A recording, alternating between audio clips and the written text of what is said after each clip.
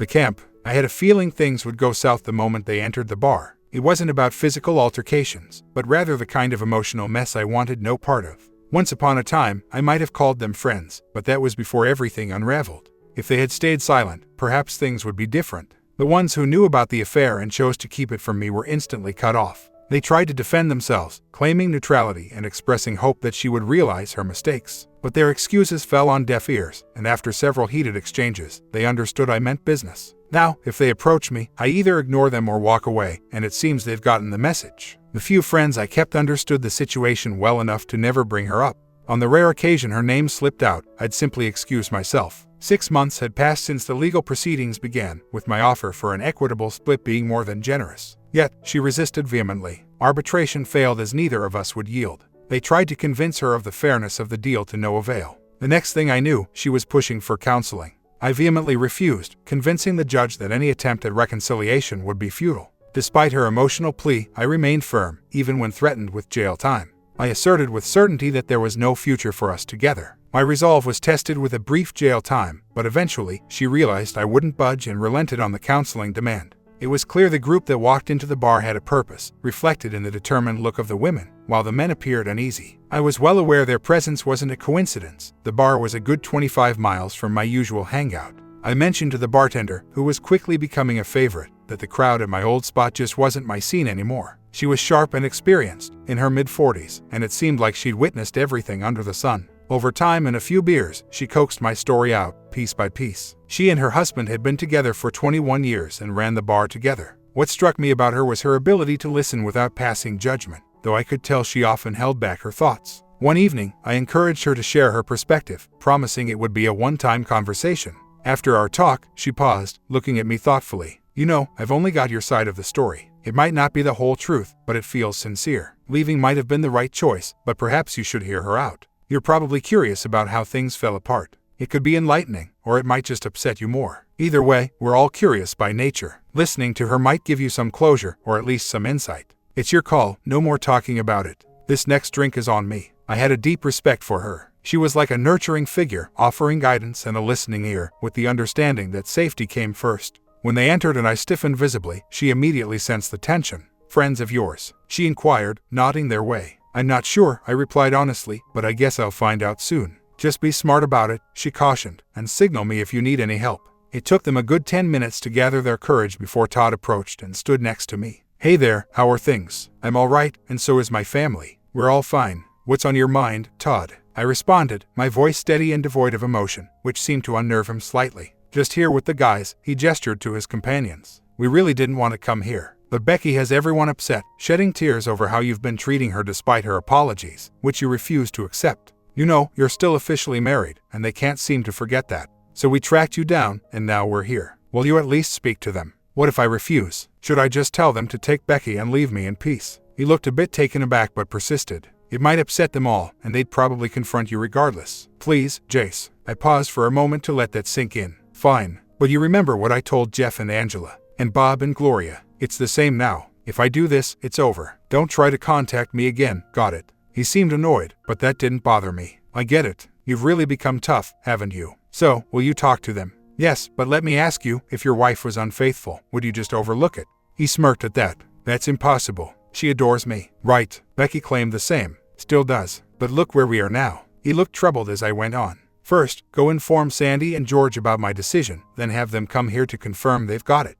They might have more backbone than you. And tell the ladies they've got 10 minutes with me, no more. They need to make it count because there won't be another chance. I reckon I'll be finishing another beer by then." I turned away, effectively ending the conversation. He lingered momentarily before returning to the group. Watching from the mirror, I saw the group's reaction. A lively discussion ensued. Sandy approached me after a moment. "Jace, I've always respected you. You don't deserve this mess. I'm embarrassed by all this and I'm done with it. I'm sorry for the intrusion. Tina is insistent, though. We'll have a serious discussion on our way back. This is the last time I'll tolerate her interference. I guess this is farewell." He extended his hand. I shook it. "Farewell, Sandy. You're one of the decent ones. Should I return, I might seek you out, but not Tina. George was never fond of me, so he stayed out of it." The women kept a close eye on me. I paused before steeling myself and entering the challenging situation. I sat down, and they began to speak. I raised my hand, took out my phone, and set a 10-minute timer, which clearly annoyed them. Okay, you've got 10 minutes. Tina sighed heavily. Seriously, Jace, a timer. 9 minutes and 49 seconds, I retorted. They babbled simultaneously for a bit until they turned to Carrie, their chosen speaker. This might not be our place, but my sharp hand slam on the table made them nearly jump. Finally, someone gets it. You're correct, it is none of your business, and you'd do well to remember that. Yet you persist, aiming to set me straight, claiming friendship.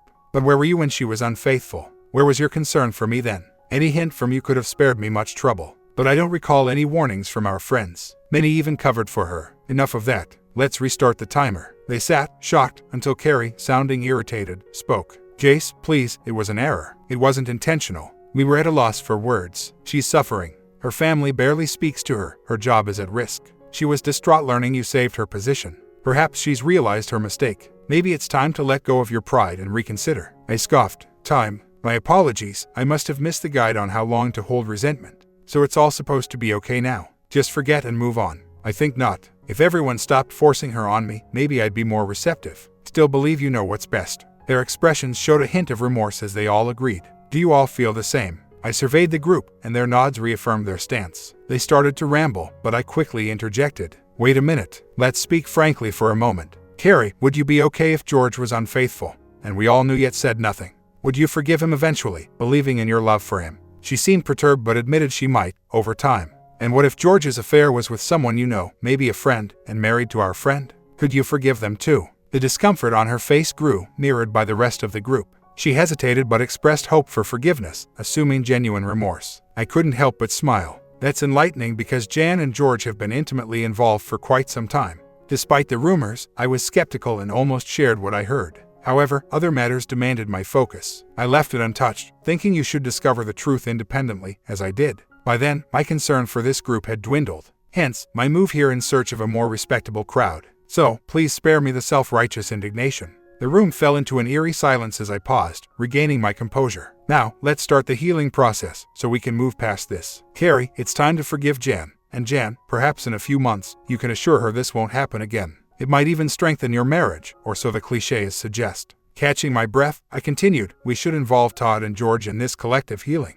And Carrie, try to be lenient in your judgments, lest I share some intriguing details about your escapade with a stripper at Myrtle Beach. It appears Becky becomes quite talkative when inebriated. Tina, Sandy, perhaps it's time for a new social circle. Your current one seems rather tarnished. Our discussion ends here, but you all have plenty to deliberate. This is my exit. Let's not repeat this gathering. Farewell. Was it wrong? Perhaps, but it didn't weigh heavily on me. Let he who is without fault cast the first stone, as they say. The scene at the bar was chaotic, filled with loud arguments and tears, emotions running high. Sandy took Tina to a quieter spot. He was stern, gesturing emphatically as she sobbed. Eventually, Marge, the bartender, had enough and demanded they either leave or quiet down. They left, except for Tina and Sandy. Tina approached me, her eyes downcast. I'm sorry, she murmured, barely making eye contact, then bravely met my gaze. We all thought you were the epitome of happiness. I couldn't believe it when you two split. I thought maybe, after things cooled down, you'd reconcile. I think everyone, especially Becky, was taken aback by your decisiveness. You're really done with her, aren't you?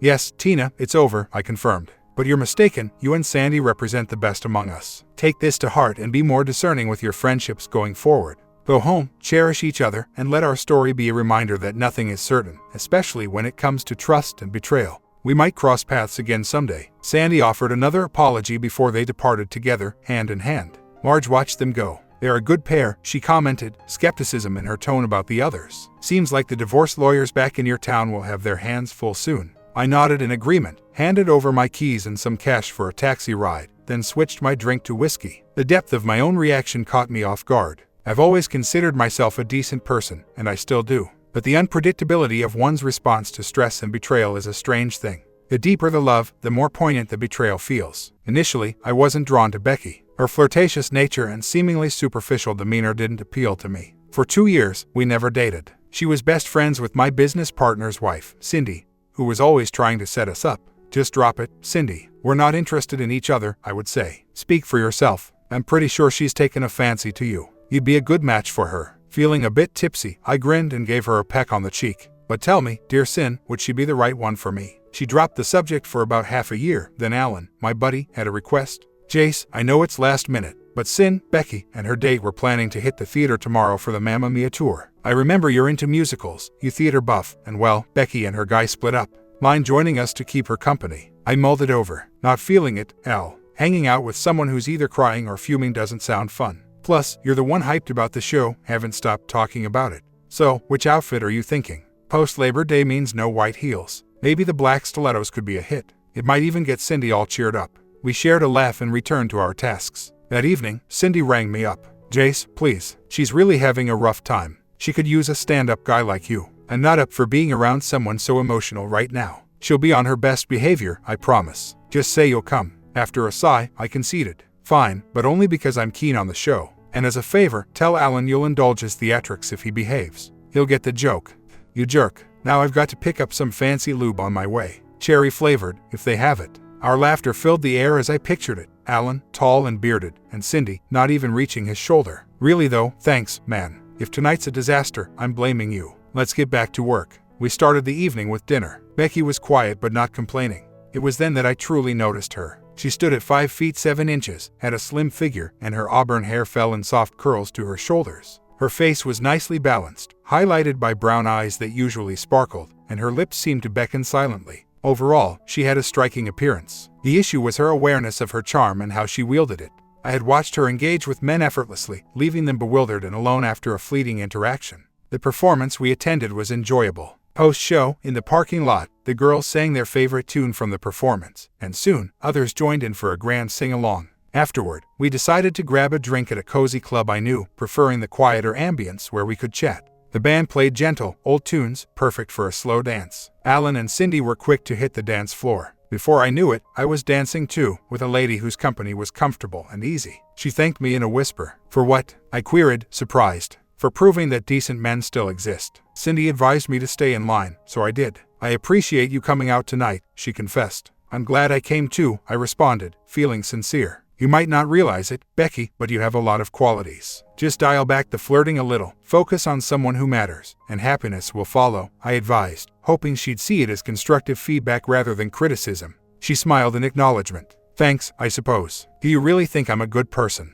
She asked. With a smile, I affirmed her question, recognizing her true potential. In the moments you choose, you really shine. And I must say, you have the most remarkable charm. Have you noticed how I tend to linger a bit behind when we're together? Her cheeks tinged with color, and she playfully nudged me on the arm. Well, thanks, I guess. As the music faded, we made our way back, exchanging smiles and laughter. Cindy looked on in wonder. What on earth were you two chatting about? Oh, just Jace here complimenting my qualities, including my charm, I shared. Alan nearly spit out his drink, while Cindy burst into laughter. I glanced at him teasingly. Come on, you've seen it too, right? Cindy eyed him with a hint of suspicion. And what about me, dear? Alan was at a loss for words, but I stepped in. Cindy, you're definitely charming, but she's got something special. No, you do have your own impressive qualities. Both women gave me a bewildered look for my frankness. Alan burst into laughter. Hold on, Jace. Stop there. Honey, you do have your allure, and in some areas, you're unparalleled. But my heart is yours, and that's what truly matters to me. Well played, Alan, I mused, admiring his knack for smoothing things over. Becky simply smiled, playfully flaunting her charm.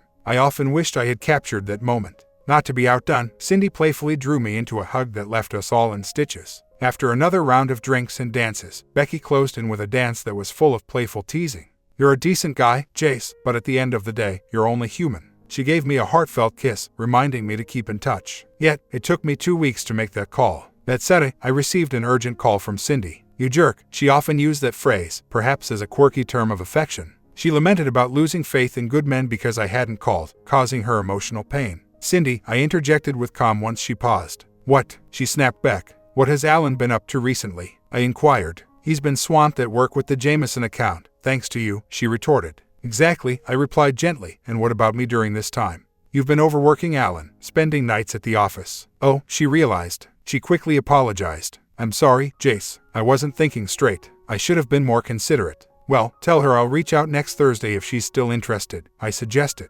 Of course, I'll tell her. I just didn't consider it, she admitted. Reflecting on our conversation, I later appreciated my own advice. Relax, Cindy. She's your friend, and you naturally want the best for her. I get it. I need to go. Cindy was still talking as I ended the call. I did call on Thursday, and we chatted with enthusiasm. We planned a date that included a movie she suggested and a visit to our favorite club, with dinner added into the evening. The night was delightful. The movie was forgettable, but the dinner and dance were splendid. She leaned into me as we left the club. I surprised her by not staying after dropping her off, but she understood once I explained my reasons. I'd love to join, sweetie, but Alan and I are busy with work tomorrow. We're close to clinching a deal. Securing this account and another potential one will stabilize our business, so we're dedicating ourselves fully to it. Calling her sweetie seemed to work wonders. I received an affectionate kiss, then another. Eventually, I had to gently pull away. Can you imagine how tough it's going to be to concentrate at work tomorrow after those kisses? If I mess up this deal, you might have to be my financial backup,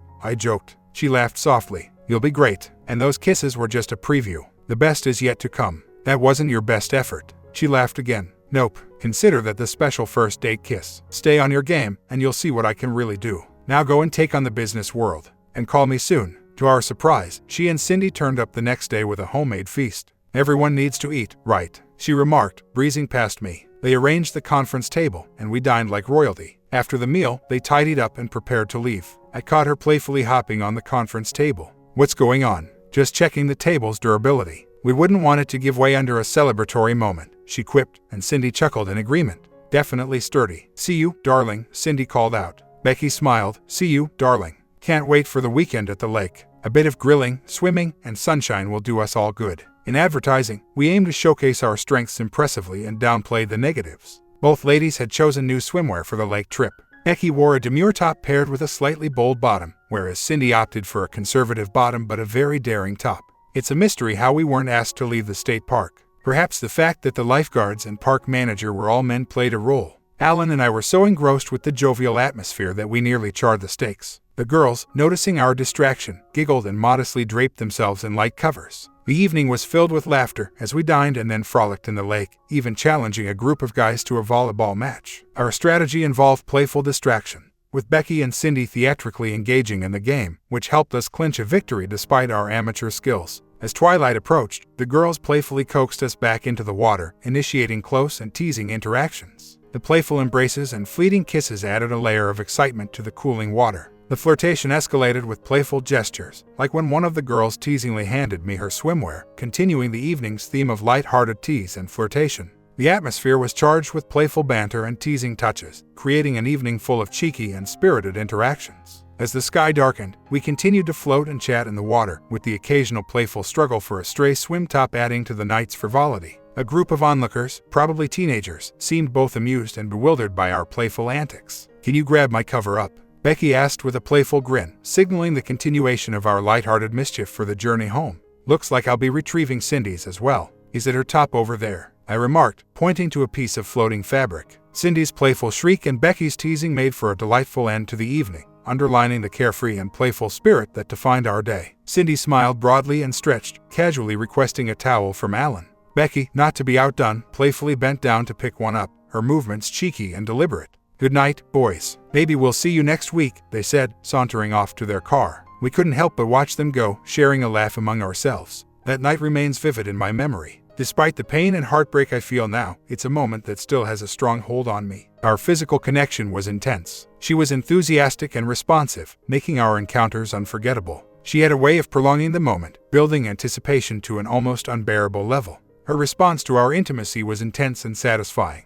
I can recall the sensation vividly, a testament to our physical compatibility. Our first experience with more adventurous intimacy was eye-opening, guided by her patience and preparation. It was an intense moment that left a lasting impression. Despite the eventual heartache, the physical aspect of our relationship was never in question. We were inseparable, often meeting for lunch, where one would bring food while the other had a break. Our impromptu meetings around the office became a regular thrill, though they led to some unexpected furniture expenses. Things were progressing towards a more serious commitment until an unexpected challenge arose. Looking back, I can't help but feel it was a sign I missed. The new business success meant longer hours at work, especially for me, to allow Alan more time with Cindy. Becky and I hadn't spent much time together lately, and her dissatisfaction was clear in her tone during our last conversations. Feeling the strain, I decided one-setter to reach out and make amends, only to find her unreachable. After calling Cindy and facing her frustration over my recent neglect, I realized I was too agitated to deal with the situation. "Okay, if that's your choice. Inform Alan that starting next week, he's on the same schedule as me." "Fair enough." I ended the call while she was still trying to explain herself. 40 minutes later, Becky rang me up. "Where are you?" "I couldn't reach you, so I headed back to the office." "Enjoy your evening. I'll touch base tomorrow." I disconnected before she could continue. Cindy's actions had soured my mood, and solitude was my preference. Heading back to the office, hunger struck, so I swung by a cozy diner near my workplace renowned for their exceptional hot dogs. I indulged in 2, loaded with toppings, alongside a generous serving of homemade onion rings. No concerns about my breath tonight, though I still grabbed some mints on my way out. On my way home, Cindy's mention of a new jazz club crossed my mind. Curious, I decided to visit. The ambience was inviting, with soft lighting and rich wooden decor, complemented by a live jazz trio. Not exactly my scene, but decent enough. While pondering if Becky would enjoy this spot, her laughter rang through, brightening my evening. She was here, exploring the place, just as I was. Spotting her in the crowd, arm in arm with an unfamiliar man, didn't bother me initially. Dancing with others was not unusual for us, though it was rare. Observing from a secluded table, I noticed them dance repeatedly, their intimacy growing. The final dance and the subsequent kiss they shared made me realize the situation was more serious than I thought. While we hadn't promised exclusivity, honesty was expected. Feeling betrayed, I labeled the experience as a harsh lesson and prepared to leave. But then, recalling her night out with the girls' story, I devised a small plan. I sent them a round of drinks through the waitress, tipping her well for timely delivery. She had the intuition of a seasoned cocktail waitress. "Everything's all right, isn't it?" I reassured her, mentioning I was about to leave. They were my acquaintances, and I regretted not realizing it sooner. The drink was a gesture of apology for leaving without engaging with them. She seemed to accept it, somewhat. After a moment, I called her. The band was taking a break, and I could hear the ringing from her seat. She glanced at her phone, whispered to her friend, and answered. "Hi, darling. Changed your mind?" Her voice was earnest. "No, I'm exhausted. Time for bed. Say hi to the girls for me. It's pretty quiet there. Where are you?" "The band's taking a break, and the girls are using the restroom. I'm watching our drinks." As the waitress brought their beverages, they noticed me, and I emerged from the shadows. "The fedora suits you. Maybe tell your friend to avoid the restroom in that outfit. It might cause confusion." She was speechless for a moment, but I had already left. From a dim parking spot across the street, I watched as she hurried out, looking around frantically. Her companion exited and spoke to her, but she dismissed him with a shake of her head. Ignoring the ringing phone, I wasn't in the mood to chat. Her companion tried to argue, but she consistently disagreed, and he left annoyed.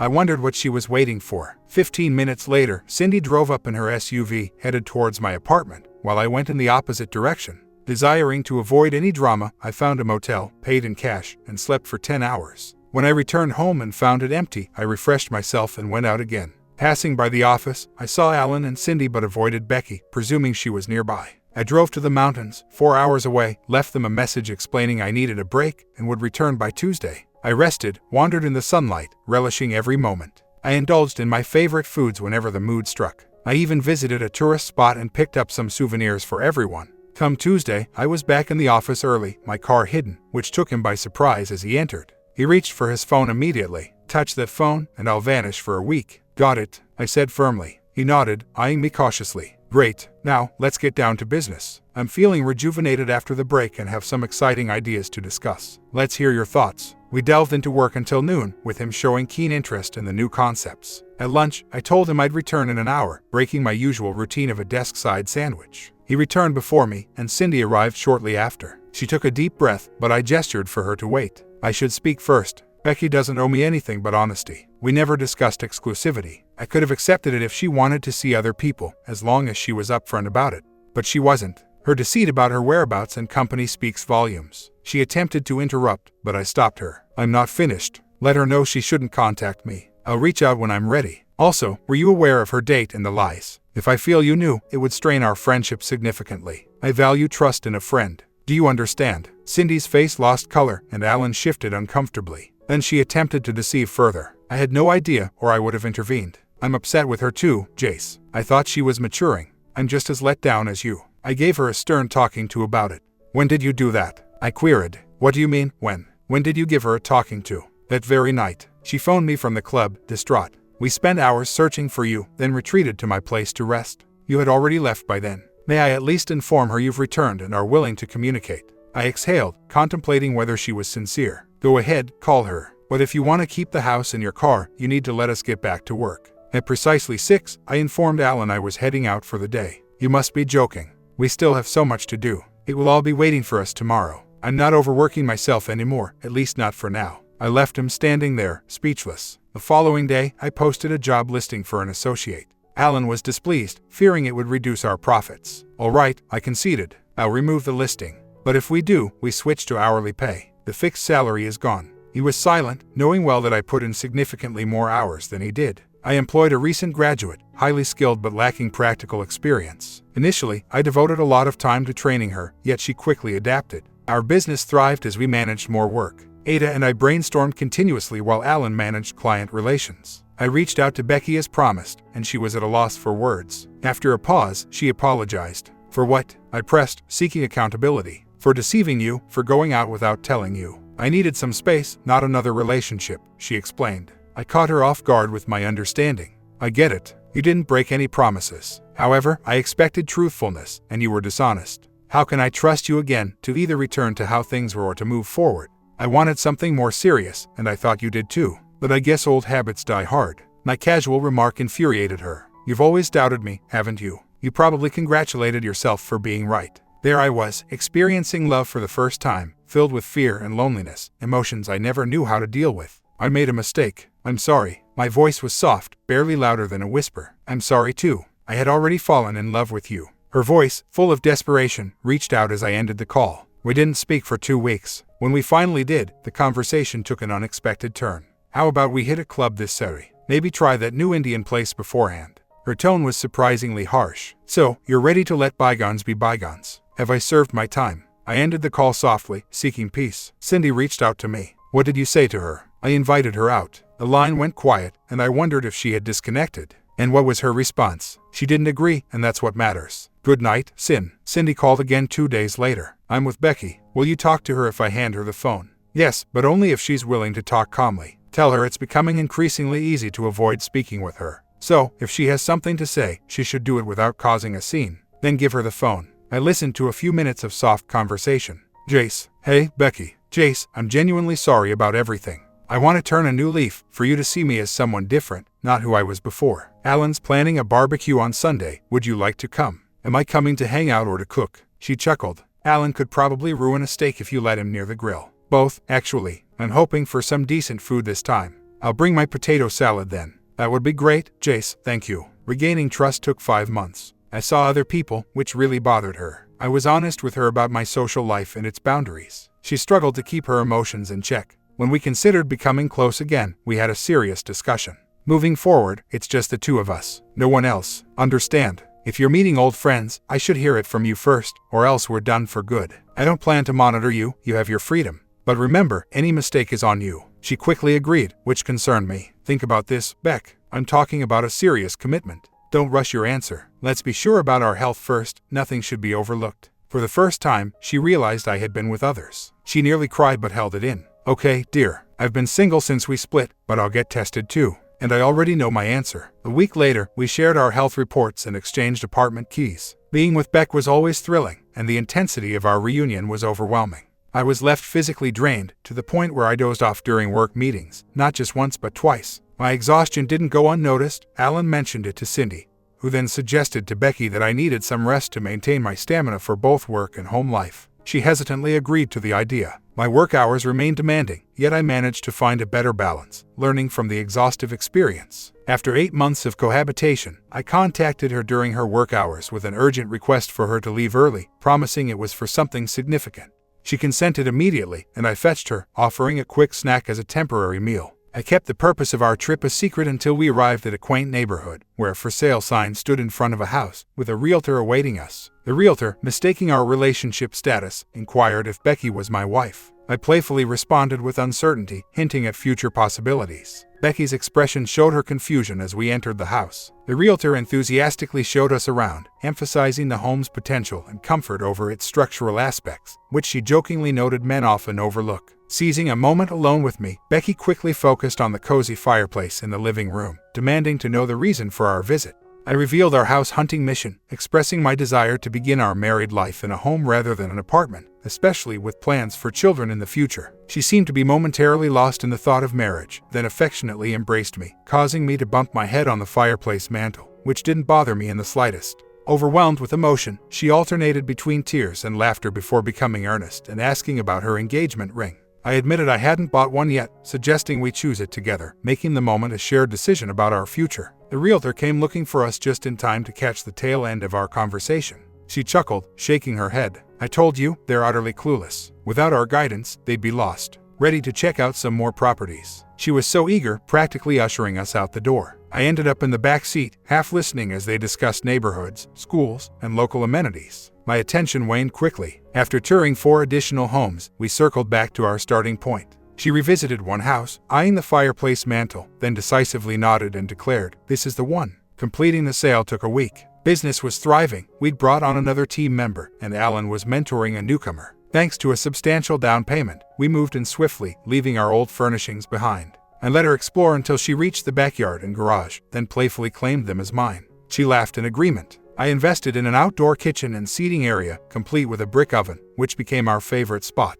We found ourselves cooking there through most of the year. Cindy, our neighbor, seemed envious. Soon, new folks settled nearby, facilitating carpooling. Their frequent visits almost paved a path between our homes. For 3 years, everything was idyllic. Cindy and her partner faced challenges in starting a family, eventually succeeding in adopting twin girls. We threw a celebration that was both joyful and emotional, marking the beginning of life with energetic little ones. I joked with Alan, "Your peaceful days are over," to which he responded, visibly moved, "No, they're just starting." The walk home that night was unusually silent. Near our house, I hesitated, then asked, "When?" "In 4 months, before the summer heat," she replied. Our emotional embrace in the driveway probably puzzled the neighbors, but in that moment, nothing else mattered. Following their significant conversation, the economy took a nosedive. 6 months later, Becky's company unexpectedly went bankrupt. She was left with no severance or vacation pay, deeply upset by the turn of events. "Relax, love. Many are struggling, including some major players in our field. We're seeing interest from their former clients. It might mean more work for me, but we'll manage. And with your skills, I'm sure you'll find something soon."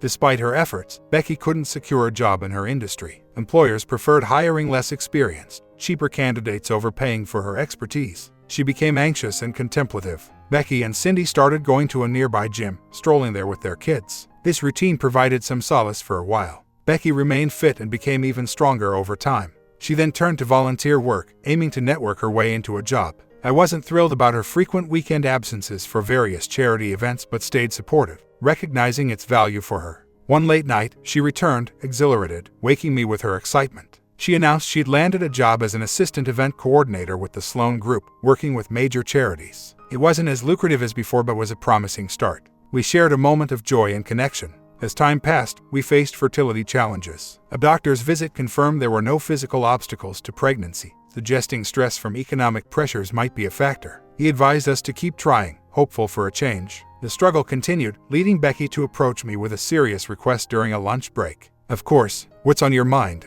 She seemed hesitant for a moment. "I need to postpone our plans for starting a family. I want to settle into my new role at work and ensure it's secure before we think about having a child. Just 1 more year, I promise." I actually felt a sense of relief. With the economy struggling, it seemed like a wise decision, so I agreed. Work had become more demanding as we absorbed the responsibilities of companies that had failed. The pressure was on. If we couldn't deliver at the right price, there were other agencies ready to take our place. She had to attend a lot of events for her job, ensuring everything ran smoothly. I joined her when possible, but increasingly she attended alone. She reassured me, noting these were work obligations. Being the spouse of a key figure in the business and owning my own company meant there was an expectation to support various charities. We selected 2 that felt most meaningful to us and committed to supporting them, even sending representatives from our company to these events. Alan and Cindy helped initially but had to step back due to the workload. Eventually, the economy began to recover. My wife, Beck, had been doing well at her job, earning a promotion and a raise. We revisited the idea of starting a family.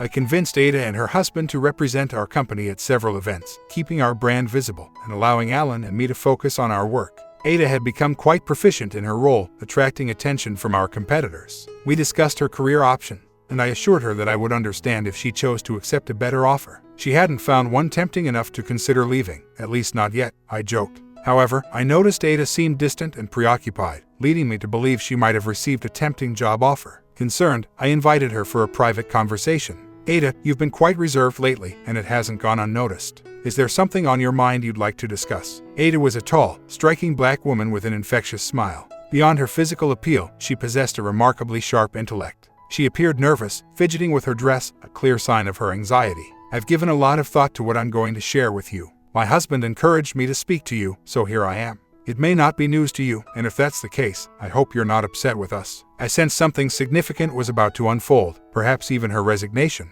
Ada produced her tablet, tapped on it briefly, then handed it to me. Displayed were several photos of Becky with an unfamiliar man, capturing moments of laughter, hand-holding, and dancing, their intimacy unmistakable in each image. These photos are from the recent events we attended. I doubt she recognizes me or remembers that I work for you. Last time we met, she was nothing but professional. I wasn't sure if you were aware of this, and I hesitated to bring it up if you weren't. Please, don't let this affect my job. I was stunned, half expecting this to be a prank, with Becky waiting to shout gotcha at any moment. Yet, deep down, I was convinced of the reality before me. After a moment, I assured Ada that her position was secure and requested the photos be transferred to my computer and also provided in print.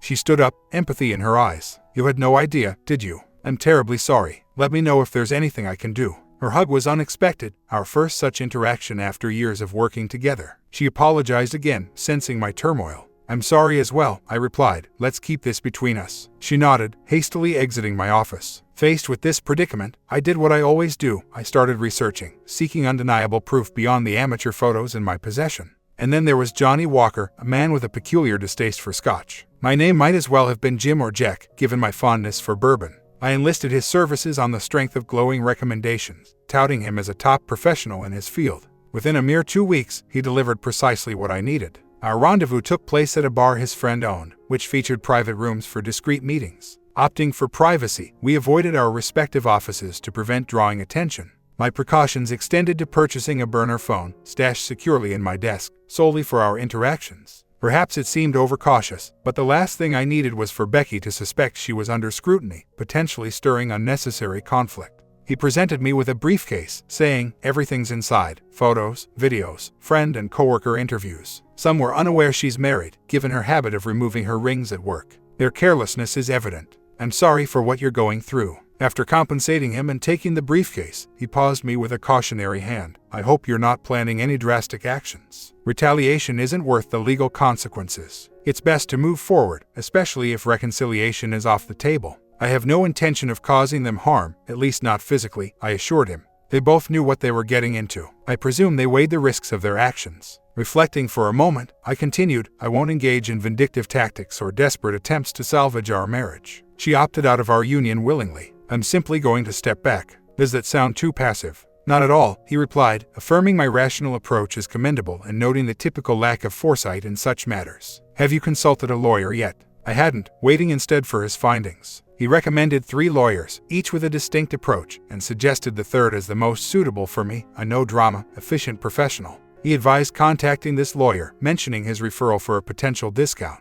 Before leaving, he imparted a few last pieces of advice, reinforcing the importance of strategic, composed decision-making in the face of betrayal. If I were in your shoes, I'd avoid looking at the DVD or the photos. They won't aid your situation and will only leave you with hard-to-forget memories. The same goes for the report. You're already aware of the essentials, but do read the contents of the red envelope. It contains intriguing details about your friends and their awareness of her deceit. And as per your request, the surveillance won't cease for another 2 weeks. However, I recommend you steer clear of it. Reach out if you need further assistance. I brought the case back to my office, singled out the red envelope, and secured the case in my file cabinet's lowest drawer. I decided to heed his advice for the time being. Nevertheless, I contacted the third individual listed to arrange a meeting. Paul Whitfield operated a modest firm with 2 other partners. Their office was nestled in a historic building adorned with elaborate moldings, tall ceilings, and hanging fans. Noticing my interest, he shared a smile. We own the place. I insisted on preserving the fans, they add to its charm. I took to him immediately. As the consultation progressed, he became more approachable, and by the end, I had found a divorce attorney I felt comfortable with. He was supportive of a friendly separation, confident he could negotiate a better agreement, especially since this wasn't a no-fault state, which should simplify the process, provided she didn't resist.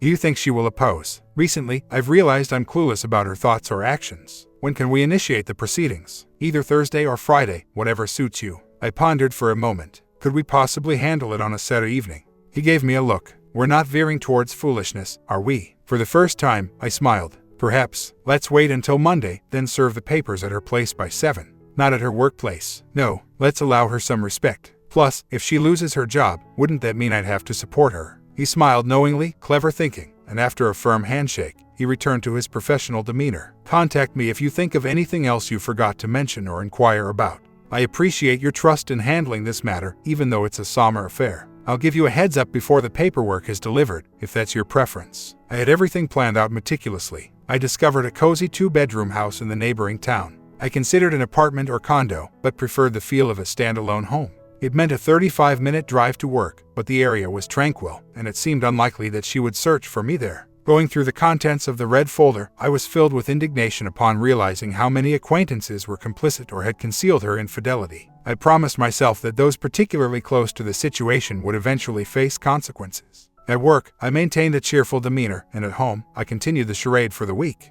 On Thursday, she became affectionate, presumably setting the mood for the weekend. At that point, my feelings for her had diminished to mere physical interaction. Our encounters were mechanical, devoid of love or affection, satisfying physical needs and nothing more. You seem preoccupied tonight, darling. Am I not appealing to you anymore? She playfully inquired, yet her voice betrayed a hint of anxiety. You're always appealing to me, Beck. I'm just exhausted and stressed. Let's try to get some sleep, I reassured her. Despite my efforts, I couldn't bring myself to embrace her, so I turned away and feigned sleep. She cuddled up to me, seeking comfort. Love you, baby, she whispered. I remained silent, pretending to be asleep. She seemed to sense my act, but remained quiet. Eventually, my tolerance waned, and I found myself in what Paul termed foolish territory. I arrived at the venue nearly an hour after the event started, blending into the periphery of the crowd. Observing them, they exchanged kisses and danced together gracefully, which only emphasized his better dancing skills compared to mine. However, I couldn't see what she found in him. He lacked my height and build. As my great-aunt would say, there's no explaining some people's preferences. Just as I was about to approach them, Cindy appeared. Their warm reunion and shared laughter left me wondering if Alan was aware of her presence. I felt like a force of nature, like the path clearing before me. Becky caught on to the sudden shift in the crowd and turned around, her gaze locking with mine. Her expression shifted from surprise to panic, her grip loosening. He, on the other hand, was all smiles, the picture of contentment, until he realized the gravity of the situation. Friend of yours, hon. He joked, but the humor faded quickly when I corrected him sharply. No, husband. The color drained from his face as he stepped back. My eyes turned to Becky. Won't you introduce us? Jace, honey, it's not what you think. Not what it looks like. Really, it seems pretty clear to me. My wife in the company of another man. How quaint. I could have used harsher words, described in vivid detail the betrayal, the deceit from the man who dared to cross lines with a married woman. My voice rose, anger palpable, and the onlookers grew in number. Her companion tried to blend into the crowd, but I wasn't having any of it. Running away so soon, bold enough to step into this mess but not to face the aftermath. Doesn't speak well of your character. But go on, she's all yours. I wash my hands of this. Becky tugged at my arm, pleading for a quiet word elsewhere. I shook her off, cutting her attempt short.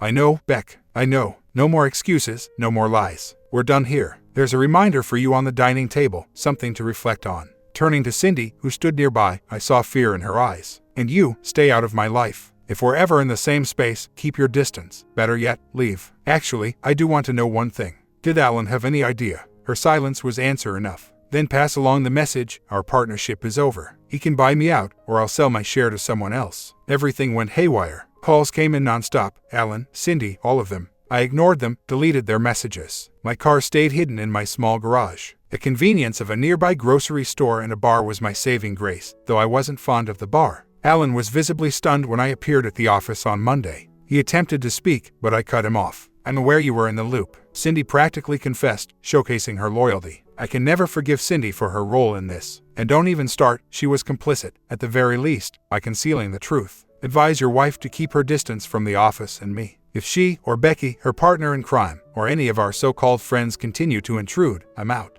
I'll let everything crumble and leave, Alan. It's not hard. I'm done. I had already inquired about restraining orders with the police, who directed me to consult my attorney. By 9, Becky and Cindy were hammering on my office door. I rang Alan. Sort this out, or I'm gone for good. Your call. Through the door, I caught snippets of the heated exchange. Becky was defiant, with Cindy backing her, while Alan tried to mediate. Listen, please. This is as much his place as it is mine. He's entitled to his piece here. Pushing this could lead to legal action, and nobody wants that. He's so agitated he's considering selling his share of the business. Without him, we're in trouble. Cindy, we can't let that happen. We're on the brink of real success. He's the visionary, I just market his ideas. Losing him would be disastrous, especially for the kids. The conversation faded into murmurs, then quiet. Alan called back. They're gone. You can come out now. I'd rather stay in here, away from the drama. Get back to work and start figuring things out. And send Ada in, please. He was pleading again as I ended the call. It's been quite the week, she remarked, settling into her seat. Want to hear about it? Driven by curiosity, I nodded.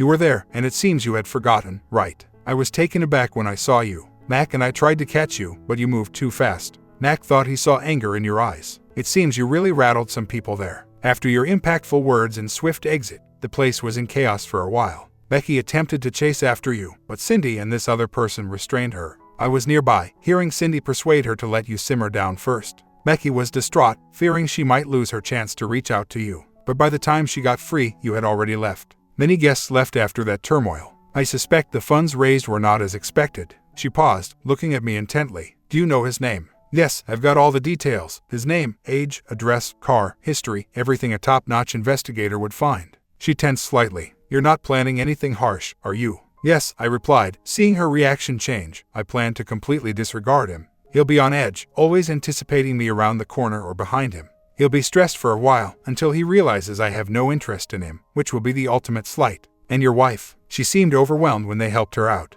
I don't have a wife, I responded, with a straight face. Then I smiled to lighten the mood. But, should circumstances change and you're single, I'd be there in a heartbeat. Not all of us are bad, you know. She grinned. I usually don't mix things up, but for you, I might just consider. We got up and embraced. It was a comforting, warm hug. I couldn't suppress a smile, and she returned it with a wide grin of her own. I'm thinking of getting a novelty item and naming it Jace for a laugh, she said. We shared a hearty laugh, embraced once more, and then continued with our workday. Later, I found 2 envelopes placed on my motorcycle seat, one from Cindy, another from Beck. Aware of Alan's gaze, I nonchalantly dropped them onto the pavement and rode away. Barely a block away, I noticed a familiar SUV trailing me. Chuckling under my breath, I welcomed the pursuit. Riding my Yamaha Roadstar, a machine boasting 102 inches of V-twin engine power, was a pleasure. It was my modest slice of luxury, acquired as a bargain from a repossession sale 2 years back. Beck had a fondness for it, and we'd spent numerous afternoons roaming and exploring.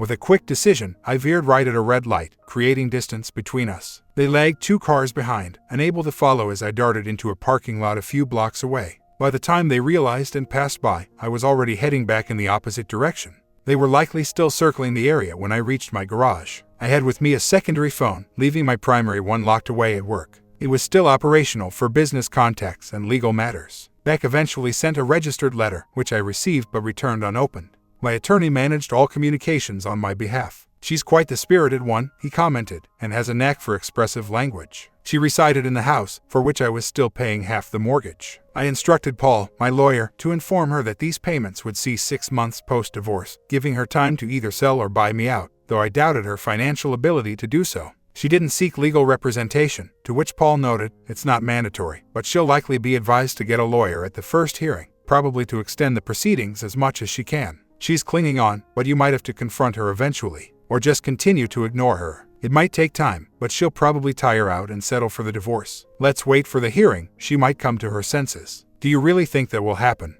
I asked, a sliver of hope in my voice. No, he replied with a smirk as we walked out, but let's see how it unfolds. She enlisted her friend's support, which was a terrible decision. It only served to spread rumors about my reactions, leading most to realize this topic was off limits. Then her mother stepped in. I had a good relationship with her and even offered my assistance for anything she needed, warning her not to mention her daughter again, or I'd cut off contact. My mother got involved too, and despite my efforts to explain my perspective, she persisted.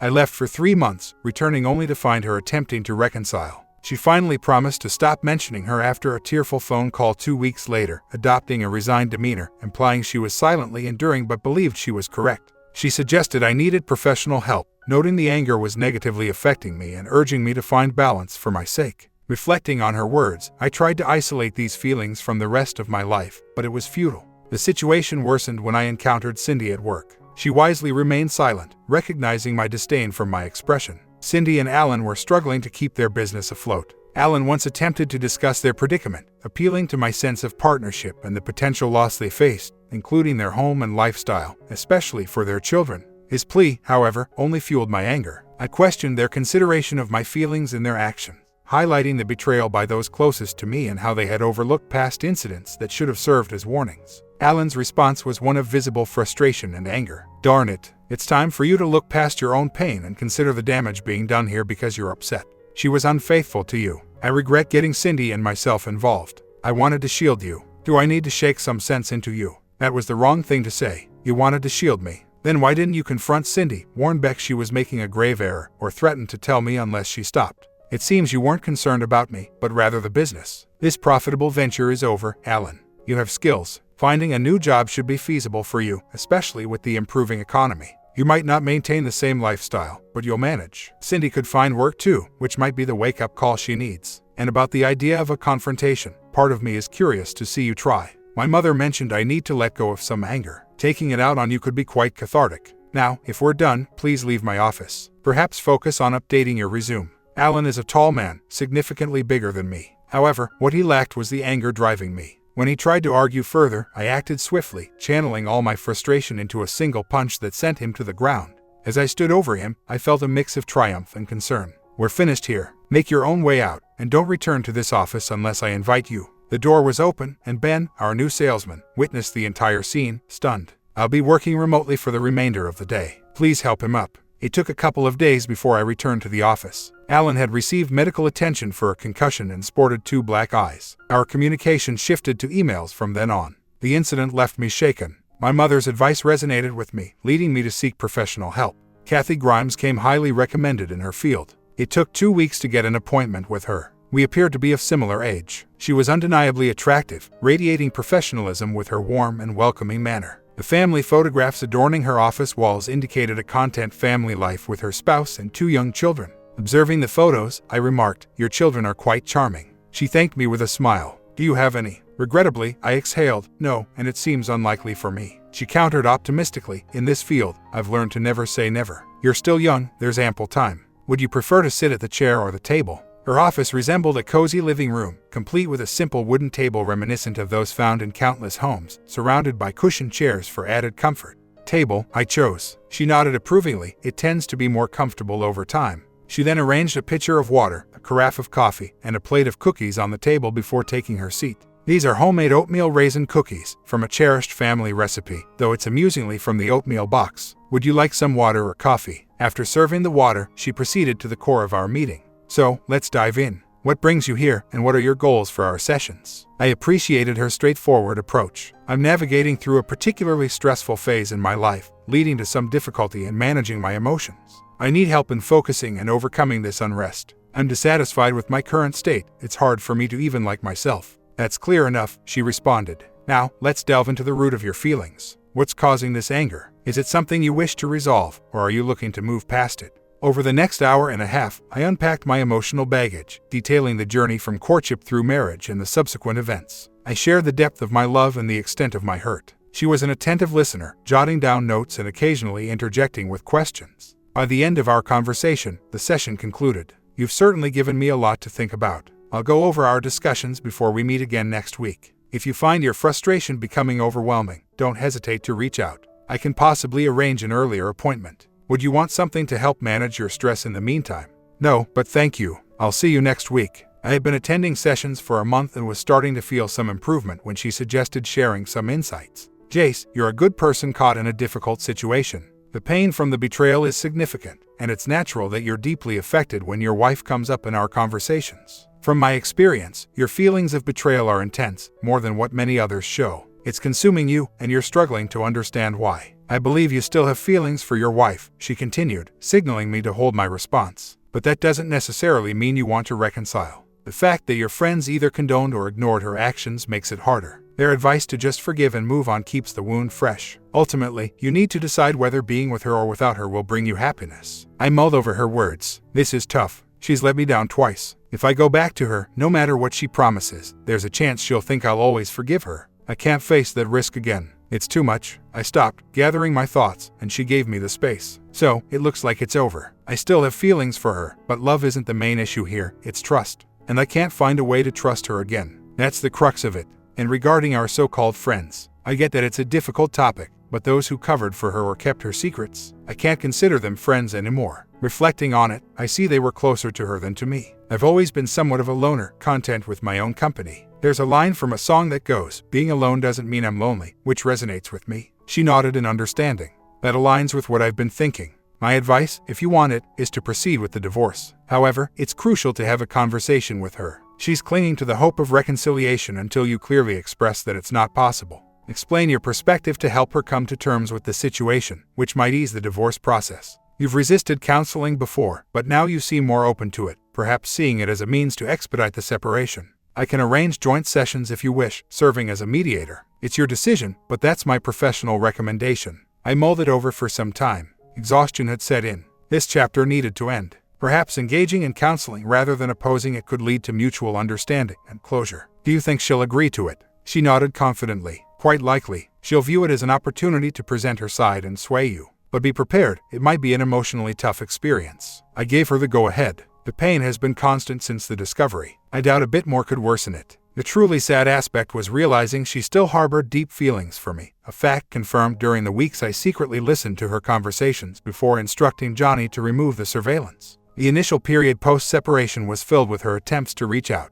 The messages I ignored on my phone were nonetheless heard. Her pleas were mostly tearful, begging for a dialogue, for a chance to explain. They eventually dwindled to a repetitive plea. Please, Jace, just talk to me. Her discussions with friends were revealing, especially with Cindy. We really made a mess, didn't we? Indeed, I can't fathom what got into me, Cindy. What drove me to it? Her laughter was faint. It seemed thrilling at the time. You thought you could manage both worlds without him catching on. I too was surprised he discovered the truth. I'm sorry Alan found out, though I was sure he wouldn't disclose it. He was too dependent on Jace. Man, we all depend on him. He's trying to leave the partnership, right? Mentioning that if we're capable of such things in our personal lives, what might we be doing in the business? We need to reel him back in, mend things with him, Beck. The real question is how. I foresee a lengthy period of groveling ahead of us. Becky was quietly crying. I don't think any amount of groveling can mend this, Sin. He's furious. He left me a file, filled with photos and interviews, showing how quickly some were ready to betray me. I can't get over our naivety. Her friends weren't much help either. Many of them discussed plans to force a meeting between us, some even suggesting abduction. They all vowed to talk to me. Their feedback later was quite a scene, with one lady giving her a severe reprimand. It's over. He nearly lost it with us, and rightfully so. He confronted my husband, questioning if I was okay with your secret relationship and even helping you hide it, wondering what I did behind his back. I'm still trying to make amends. Jack is livid. I think it's the end of the road for you, Beck. It certainly is for us. I wouldn't suggest anyone else try talking to him. I'm so sorry. The jerk actually called her 3 times. She ignored the first call, but the following ones, just before cutting ties, were quite revealing. Listen, Becky, we're in deep trouble. We need to have a discussion. Our careers are at stake. Do you think I care about the job, Greg? The biggest mistake of my life was starting to work for you. His annoyance was evident. Get off your moral high ground, girl. You were eager for this job. It might have been my idea to start an affair, but you didn't resist when the opportunity arose. Speaking of which, should we meet up? He's not coming back, and we both know it. His expression that night was terrifying. We could support each other, he'd never find out. She was livid. Remember what happened last time. How did that turn out? And if he's this angry now, imagine what he'd do if he discovered. No means no, Greg, not happening again. Take it easy, it was just a thought.